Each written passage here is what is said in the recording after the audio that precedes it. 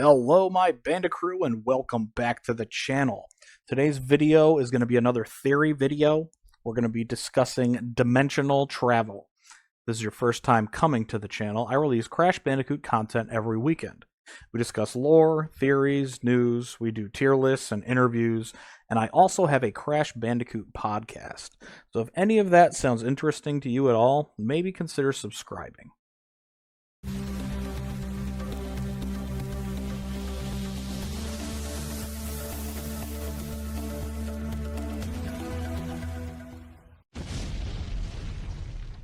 So the first instance of teleportation that we see in the Crash Bandicoot series is in Crash Bandicoot 1, the first game of the franchise. When you collect certain tokens, you can teleport to bonus levels, and there are also various platforms throughout the game that also act as teleportation paths.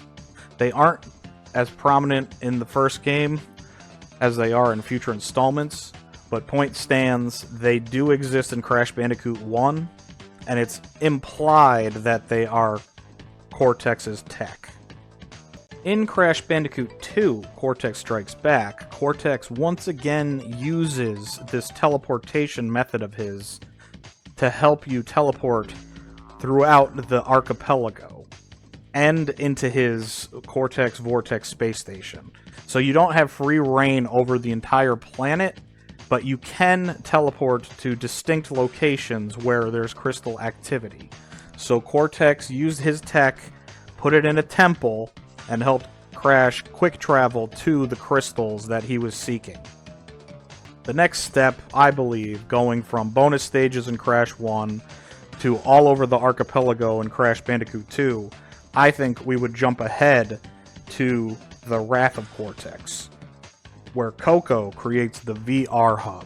The VR Hub, visually, it looks like the Time Twister machine from Crash Warped, but this acts as not a time machine, but a location. So time and space are different. This is spatial.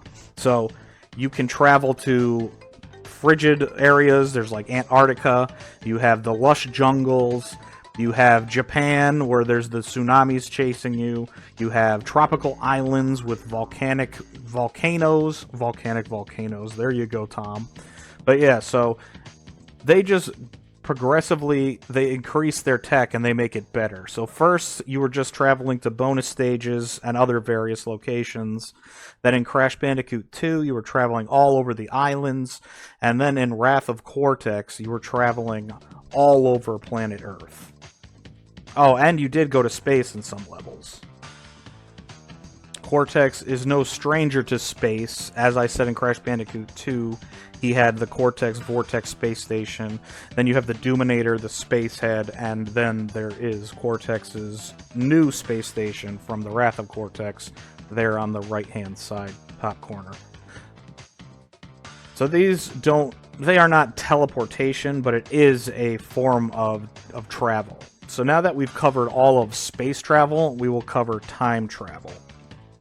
Like I said earlier in the video, visually, the VR Hub borrows a lot from the Time Twister machine. And Warped happens before Wrath of Cortex, so I believe that Coco took inspiration from the Time Twister machine's visuals to make her VR Hub. Having said all that, Entropy was the one who designed and created the Time Twister machine. So all of the other teleportation, quick travel, transportations, that was all space. This is time. So you could travel to different time periods. So now that we've covered space and time, the next is dimensional. Chronologically, game-wise, Crash to Insanity is the first time that we jump to different dimensions. We go to the 10th dimension in Crash to Insanity. We use Cortex's Psychotron, and there were supposed to be more levels that we traveled to different dimensions. However, they ran out of time. The game was rushed out, and they couldn't create all the levels that they wanted to. But point stands that this is the creation of dimensional travel, and also it's never explicitly stated whether or not this was intentional or not, because it does malfunction. But at the end of Crash to Insanity, Cortex is able to enter Crash Bandicoot's mind. There was some cut levels of entering Coco's mind and Cortex's mind, but they never showed how it was going to happen, whether it would have been intentional or programmed into the Psychotron. So the first instance of interdimensional travel is the Psychotron. But how did Cortex learn this tech? If we go to Crash Bandicoot 4, which chronologically takes place before Twinsanity, Uka Uka is actually the first one to use a technique for dimensional travel. He screams real loud and he creates time rifts or dimensional rifts. And not only can you travel to different time periods, you can also travel to different dimensions. So this is the first instance in the series, chronologically, timeline-wise, that dimensional travel is used. However, I don't really count this as technology or, like, specifics. It kind of just happened. He freaked out, and the rift was formed, and then it broke down and more rifts formed. It's really funny. You'd think that Uka Uka being trapped in his prison previous to Crash Bandicoot Warp for eons, he would have eventually roared and broke free. But that's neither here nor there. And that brings us to the most recent game released, Crash Team Rumble. You wouldn't think that a party beat-em-up game would have that much lore in it, especially since there's not even an adventure mode to it, but I theorize that this contraption that the lab assistant is holding is the prototype to the Psychotron that Cortex created. At the end of Crash Bandicoot 4, they close all the rifts, and everything is set back to the way it is supposed to be. So, going from Crash Bandicoot 4 right to Crash Team Rumble, why would you be visiting said locations again if the rifts were already closed?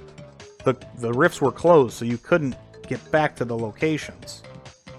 I theorize that Cortex, now that, spoilers, if you haven't beat Crash Bandicoot 4 106% ending, skip ahead 30 seconds. Uka Uka finds Cortex again, and they reunite. I think at this point in time is when Cortex decides he's going to try and create dimensional travel.